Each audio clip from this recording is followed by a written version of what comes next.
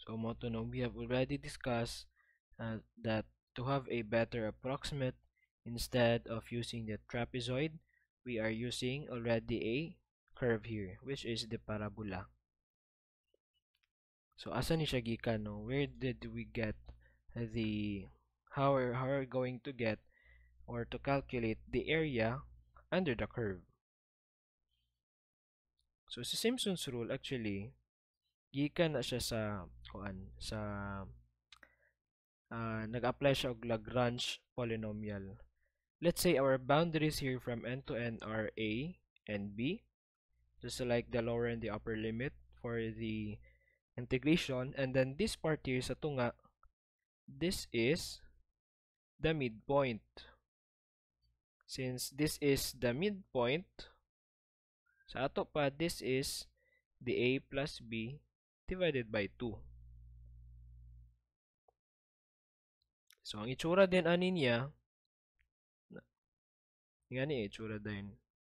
If you remember, the Lagrange looks like this.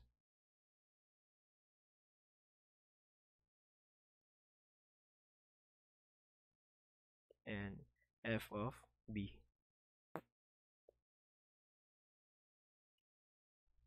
If you take the integral of this one, we can get the formula for the Simpson's 1/3 rule.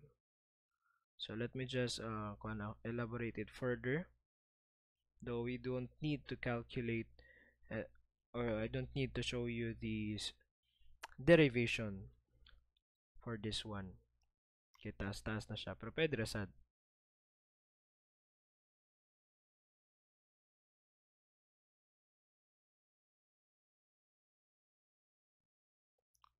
So, di ba, ingan nito siya a minus a plus b over 2 as a minus b times function of a plus the other one, we have the x minus a times x minus b all over a plus b over 2 minus a times quantity a plus b all over 2 minus b. Okay, let me just erase this. A plus b over 2 minus b times f of a plus b over 2 plus x minus a times x minus a plus b over 2 all over quantity b minus a times quantity b minus a plus b over 2 times f of b. If we continue, note, if we are going to distribute this one and then find the integral, we'll arrive in this form. H, that the integral is equal to h over 3 times f of a plus 4 f of a plus b all over 2 plus f of b. Aron mas makarelate, let's use the notation that we had earlier.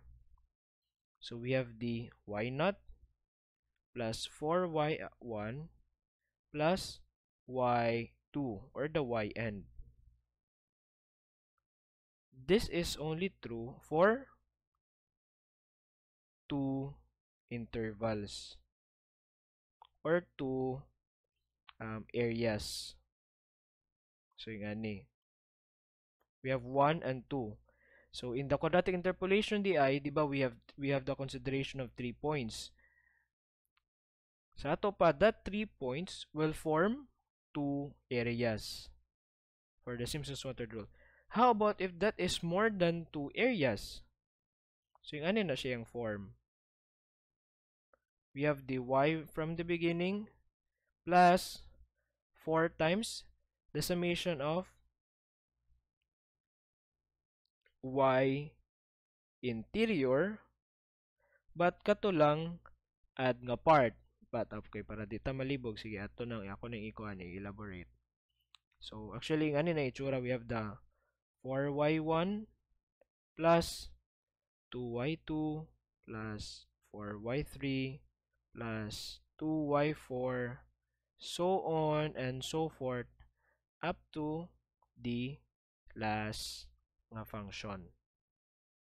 So to summarize, its general form is equal to h over 3 times quantity y naught plus 4 times the summation of y sub I, where the I is odd number, plus 2 times the summation of y sub I, where the I is an even number, up to the n, which is y sub n.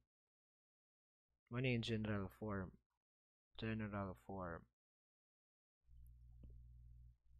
Since ang derivation ni kuan ni Simpson's one-third rule is from this, no, using the parabola, and we consider two areas in the calculation of this one to calculate the area beneath the curve. It means that Simpson's one-third rule is only applicable for intervals